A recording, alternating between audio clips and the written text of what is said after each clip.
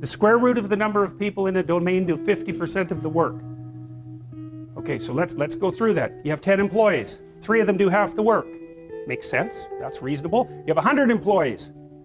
10 of them do half the work. That's a problem. So the other 90% are doing the other half. Who cares about them? You have 10,000 employees. 100 of them do half the work. Right, so here's a nasty little law. As your company grows, incompetence grows exponentially and competence grows linearly. Got it? Right? Because with 10, it's 3 who are doing half the work, but at 10,000, it's 100 that are doing half the work. So 9,900 of your employees are doing as much as the best 100. You might not even know who the best 100 are, but probably they know. And maybe their peers know too. And so one of the things that's really interesting when big companies start to shake, which means maybe they've had a bad quarter or 2 bad quarters, and the stock price starts to tip down, and the hot people who have options are not very happy about that, and maybe they start to announce layoffs, all the 100 people who have opportunities leave. And they're the ones who are doing half the work. So boy, that puts your company in a pretty rough situation, because now you've got the 9,900 people left over who were only doing half the work. And the next time you announce layoffs, the next most productive 100 leave. And so then you're left with nobody who's productive and a massive overhead payroll.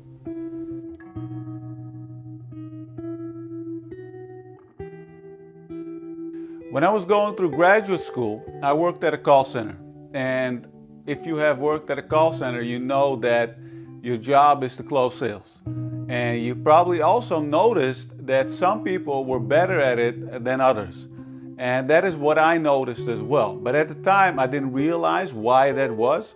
But what I noticed was that only a few people, on my floor there were like 4 or 5 people, who closed more than half of all the sales. And it was easy for us to look at it and find this out, because we had a big board, like a scoreboard, where the managers and all the sales staff who kept score. Now, whether you agree with this or not, it was kind of motivating but also demotivating. But the thing is that for me it was very useful, because I learned how value creation works. And what I learned was that value creation is not linear, it's asymmetrical. There are only a few people who contribute the most value, especially when it comes to like sales organizations. But what I've learned is that you can apply this principle throughout your whole career, and it works in all fields. De Sola Price. De Sola Price is a guy who was looking at scientific productivity. And one of the things he found was, when he was looking at PhD students, is that the median number of publications for a PhD graduate when he did his work, which was in the early 60s, was 1. Okay, half as many had 2, half as many as that had 3, half as many as that had 4. It's a real step down.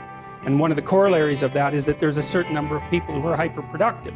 And if you were graphing the distribution, let's say you graphed how many people in a population of 300 had $10,000 in a savings account. Most people would have like no savings whatsoever.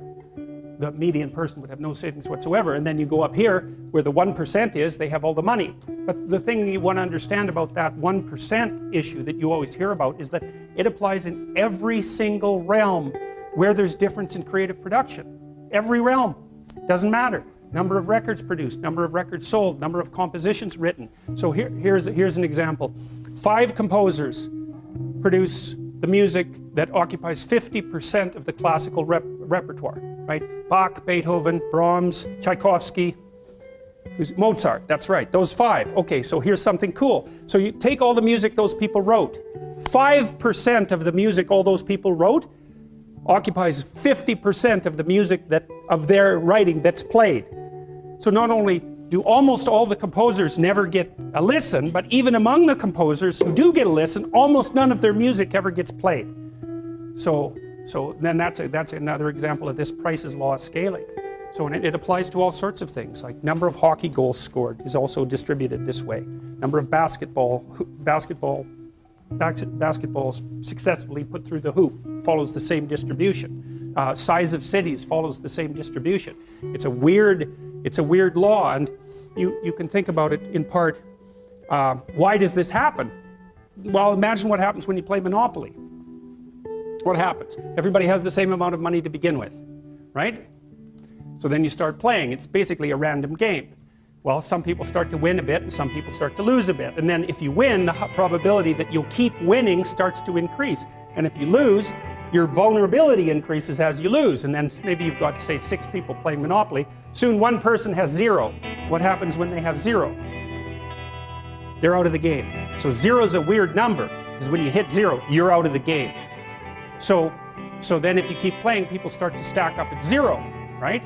What happens at the end of the game? One person has all the property and all the money, and everyone else has none. Right, that's what happens if you play an iterated trading game to its final conclusion. And that's part of the law, in a sense, that's underlying this kind of distribution. So it's not a consequence necessarily of structural inequality. It's built into the system at a deeper level than that. So, you know, people talk about all the time about how unfair it is that the 1% of the population has the vast amount of the money, and 1% of the 1% has most of that money, and 1% of the 1% of the 1% has most of that money. But it is it's an inevitable conclusion of iterated trading games, and we don't know how to fight it. We don't know how to take from the people who have and move it to the bottom without it instantly moving back up to the top.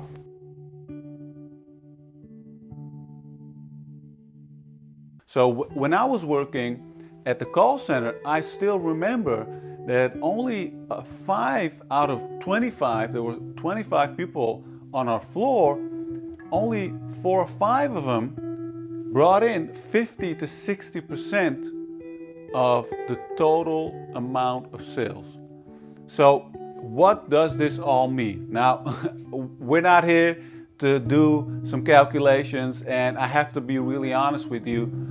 Price's law and, for example, Pareto's principle, things that are related to this idea, which are mostly used for explaining why things happen in our life and in our career. Now, my implication is this, that value creation is asymmetrical.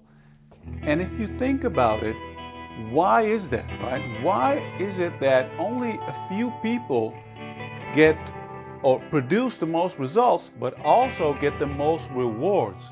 Because producing results and providing value often goes hand in hand with getting rewards, right? Because most of us are in it to get some rewards, right? Even though it's not often the right motivation, and we all know this, right? We don't do work just to earn money.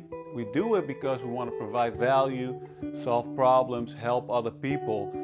If we have that kind of motivation, we often do better work, and automatically we get better rewards. Now, I don't want to get into that. I don't want to get into the motivation, why you do what you do, but still, it's important. But instead, I really want to focus on the implications of Price's law, which is that you want to put yourself in a position that you can provide the most value.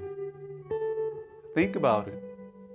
We've all been in jobs, or maybe are currently in a job, that we feel useless. And it doesn't feel great to say it, but we have to be honest. I've been that honest with myself in the past as well. You know, I've worked at a corporation, I've done work that I wasn't really proud of, that I didn't really enjoy. And at some point, I looked at myself in the mirror and asked, am I useful here? Am I part of the minority that provides the majority of value or results? Now, we have to be very honest about this, right? There are certain things that we are not good at, right? So let's say you're not really good at sales, you're not good at communicating, or you're not good at persuasion, all those things, right? And also you hate it. You probably won't be able to provide much value. So if it's not your strength, go find something or some other place where you can provide value. And that is the main lesson here. That's the main lesson that I've learned from Price's law. And the funny thing is I learned about this law from watching a Jordan Peterson lecture, so I want to give credit to Jordan Peterson as well, is that these ideas are all about asymmetrical relationships in life, because a lot of people want to pretend that things are linear, and that if you have a department of 100 salespeople or X number of salespeople, they all provide equal amounts of value, and that is not the case. And this is also true for all organizations. Not everybody provides the same amount of value. Some people are more valuable than others. This is not a great thing to say, but it's true. Doesn't mean that people are useless. That does not mean at all. It doesn't mean that people are useless. What it means is that everybody is useless when they are in the wrong place. So what does that mean? Put yourself in the right place. What's the right place? A place that you can provide value.